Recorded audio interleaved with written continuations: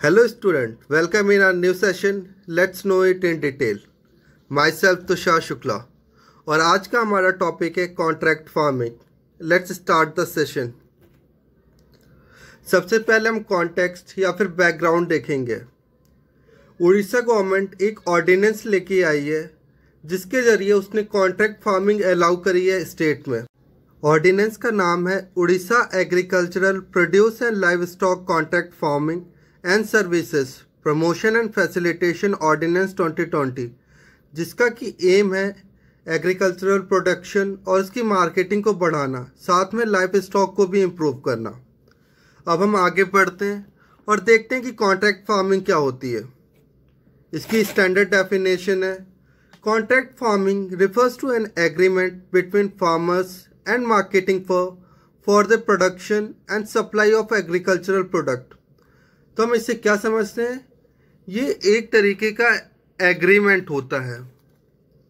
किसके बीच में? फार्मर्स और मार्केटिंग फर्म के बीच में, जिसमें वो तय करते हैं कि हमें क्या बोना है, कितने अमाउंट में बोना है और किस रेट में हम खरीदेंगे, मतलब. और इस तरीके से वो हो जाता है इनकी कॉन्ट्रैक्ट फार्मिंग. अब हम आगे बढ़ते हैं, इसको थोड़ा सा डीप में समझने की कोशिश करते हैं. कॉन्ट्रैक्ट फार्मिंग में 3 मेजर प्लेयर होते हैं: फार्मर, इंडस्ट्री और गवर्नमेंट.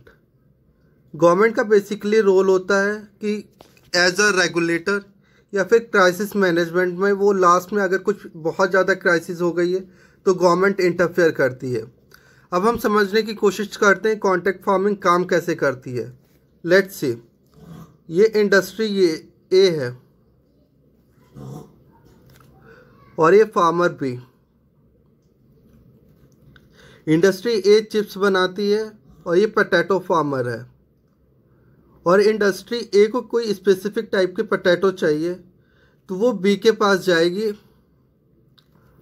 और उससे बोलेगी कि हमें इस वैरायटी का इतनी क्वालिटी में पोटैटो चाहिए.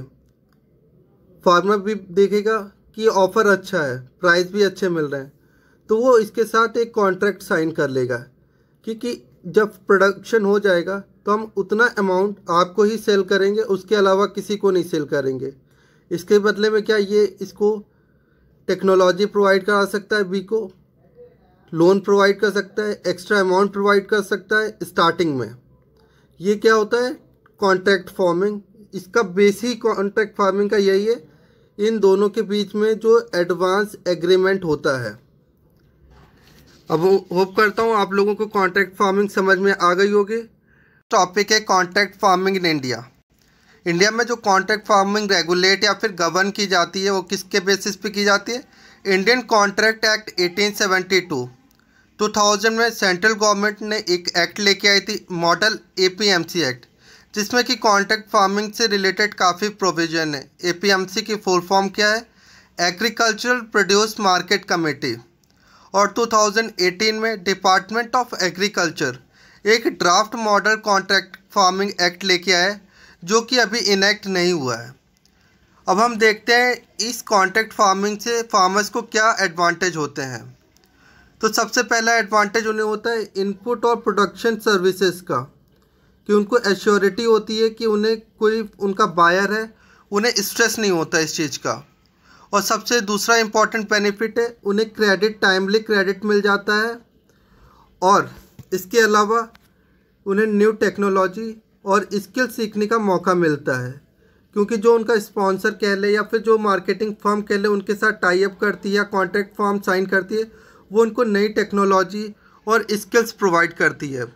और कॉन्ट्रैक्ट फार्मिंग की वजह से प्राइस रिस्क का जो फ्लो होता है, मैनिपुलेशन होता है, वो बहुत कम हो जाता है फार्मर्स के लिए. और उनके लिए एक नई मार्केट के एवेन्यूज़ खुल जाते हैं.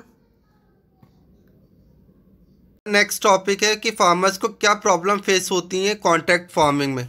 क्योंकि अभी हमने बेनिफिट देखे, अब हम कुछ प्रॉब्लम्स देखेंगे जो फार्मर्स फेस करते हैं. काफ़ी टाइम ये होता है नई क्रॉप्स वो ग्रो करते हैं और उन्हें मार्केट के बारे में ज़्यादा इंफॉर्मेशन भी नहीं होती उस क्रॉप के बारे में, और मार्केट फेलियर हो जाता है या फिर कुछ प्रोडक्शन प्रॉब्लम होती है तो इसका सारा लॉस फार्मर्स को उठाना पड़ता है कि कंपनी अपने हाथ खड़े कर देती है कि हमें इससे कोई मतलब नहीं। वो सिर्फ एज़ पर कॉन्ट्रैक्ट काम करती है। आपका प्रोडक्शन हुआ या फिर नहीं हुआ वो कंपनी की जिम्मेदारी नहीं होती है।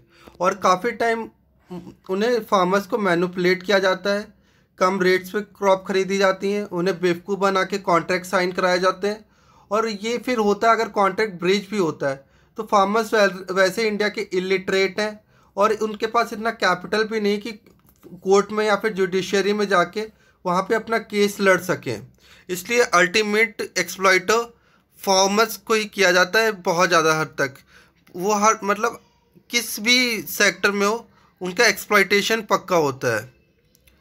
करप्शन, जो ऑफिसर्स होते हैं इन फर्म्स के वो कंपनी के नाम पे किसानों को बेवकूफ़ बनाते हैं और बीच में एज अ मीडिएटरी अपना प्रॉफिट उठाने की कोशिश करते हैं।